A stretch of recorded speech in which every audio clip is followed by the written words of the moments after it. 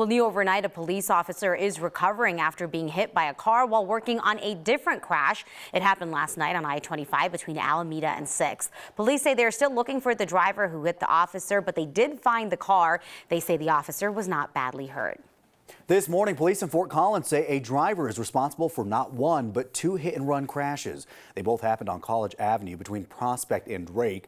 Police say the same car was involved in both crashes and the driver took off both times. Police say they are in touch with that driver. No word yet on any charges. There's new video that shows the moment two people vandalized an elementary school in Adams County with BB guns. The sheriff's office is now trying to find the two people. Deputies say they shot at the windows of Coronado Hills Elementary last month. Security camera video shows them walking by, firing the guns, and then taking off. The Adams 12 school district was on spring break at the time. The district is working on repairing the windows. Today, parents of Denver students will gather outside of East High School to call for stronger school safety measures. They did this for the first time last week and plan to do so every Monday. They could get answers soon. The district's website shows a draft of a new safety plan is set to come out on May 1st. One school in Colorado is already making changes to its safety plan, and they want parents to be a part of it. Now, news reporter Darius Johnson is joining us in studio this morning. And Darius, this is a little bit of a different idea than what we've been hearing about. Yeah, very different. SROs have been reinstated in some DPS high schools, but not middle schools like McAuliffe International Schools. Now the school is asking parents to be an additional layer of protection for their children. Now, this is part of a safety plan laid out by the principal that's meant to address short-term improvements and to school safety, rather. Adults would sign up for rotating shifts at the school, and this all comes after the recent shootings at East and after the principal at McAuliffe spoke out about pat-downs at his middle school for a student charged with attempted murder. Now, parents say they are down to participate. They just want to know a little bit more. I think as long as there's some good guidance as to what the expectations are, and obviously you have people that want to help for the right reasons, I think it's most likely a step in the right direction. Now, McAuliffe also plans to add more security cameras at the schools along with an additional psychologist. As for the Denver Public School District, Superintendent Dr. Alex Marrero will provide an update today on safety changes. A presentation posted on the district's website shows the first draft of that plan will be released on May the 1st. A lot of families paying attention to that. Thanks so much for that, Darius. And heads up, if you've been putting off doing your taxes, the deadline is tomorrow. You actually got a few extra days this year because the usual day, April 15th, fell on a Saturday this year, and today is Emancipation Day. If you need help, there are some resources in Colorado. You can call 211 to find free or low-cost services. Or if you live in the Denver area, DABC has one more day of free tax help. That's tomorrow at the Volunteers of America office. You don't need an appointment. It's first come, first served.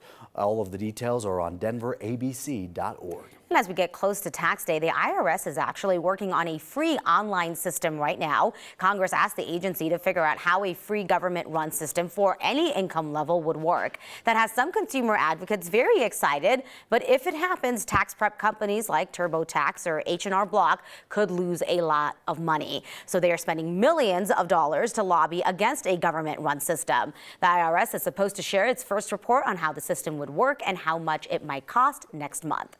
Colorado is one of the slowest in the country when it comes to paying out unemployment claims, and people are getting really tired of waiting for their money. Colorado estimates it processed 39% of March unemployment claims within 3 weeks. That's considered on time. For comparison, at the worst of the pandemic job crisis, Colorado processed 95% of claims on time. A spokesperson says right now processing claims should take 4 to 6 weeks, but for people like Chris Duke, it's taken 19 weeks. Now the money is really starting to add up. Duke says she is waiting on more than $11,000. Yeah, I'm not going to turn my back. I'm not going to go away. If I'm entitled to it, if I'm not, tell me so, and that's fine. But somebody needs to be stepping up to organize it better. Duke says she's finally seeing some progress after 5 months. Back in January, the State Department of Labor and Employment told us the reason for the delays was short staffing. But a spokesperson now says the department is back on track. Opening statements for the Dominion Voting Systems defamation lawsuit against Fox News are going to be starting tomorrow. The trial was supposed to start today, but then it got pushed back. The Denver-based voting software company brought the $1.6 billion lawsuit against Fox. It centers around false claims about Dominion after the 2020 election. Fox's lawyer says it never intended to omit information or mislead the court about Rupert Murdoch's formal role at Fox News. In past court filings, Fox lawyers repeatedly said Murdoch did not have an official title at Fox News, but then last week disclosed that Murdoch also is an executive officer at Fox News. You could soon buy pot online if Colorado, in a bill moving through the state legislature, actually becomes law. Right now, you can do pre-orders online, but still have to pick it up in person at the dispensary.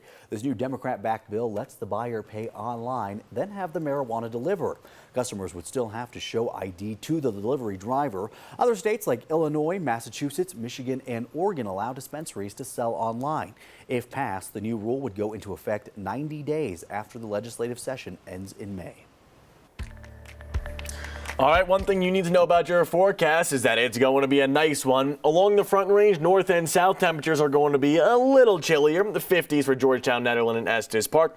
As you're pushing into the mountains, Winter Park, Hot Sulphur Springs in the upper 40s too. Otherwise, we're talking temperatures in the 70s nearing 80 degrees for the southeastern plains, and that's part of the reason why we do have high fire danger. Red flag warning starting at 11 o'clock this morning, lasting through 9 o'clock this evening.